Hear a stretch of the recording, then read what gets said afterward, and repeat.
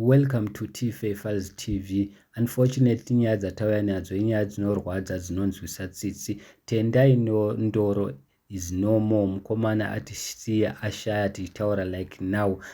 Tragic news, former Warriors and Orlando Pirates striker Tendai Ndoro has passed away at the age of 40.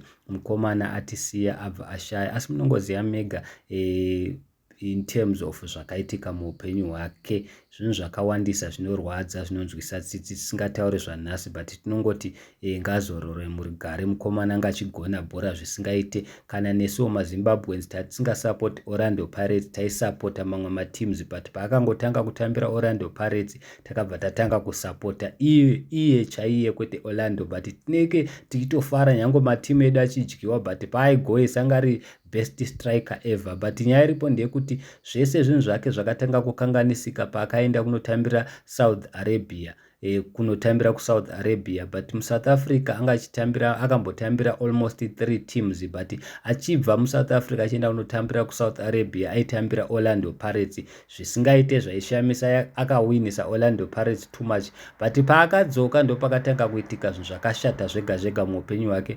Akauya zvakanyatsonaka akasikochata mukadzi wake, but paakakanganisa too much ndepekuti akachata mukadzi wekuSouth Africa. Munovaziva vakadzi vekuSouth Africa, they are very greedy when it comes to money and property, but paakangodzoka akabva asangana nezvinhu zvakashata paakaudzwa kuti iye asuspendwa kutamba bhora because akasaina 3 teams on one season, especially a month. Saka ndo zviripo. After that nambva azodivhoswa nemukadzi wake, of which paakabhaisa ndepekuti all the properties, zvinhu zvake zvese, mota, imba, ayo akazvisaina under mukadzi wake. Mukadzi wake anoziva zvinhu zvekuSouth Africa, kana uchichata mukadzi wekuSouth Africa unotoita seunzi iwe ndiwa murume unewakunzi misisi. Saka ipapo ndo paakakanganisika akarwara mukomana zvisingaita. Aiva aripo mavidheos akatenderera pasocial media akutambira kuZimbabwe, but zvinhu hazvina kufamba zvakanaka. Naye akatozomboitawo mainterview achitaura kuti ndakarwara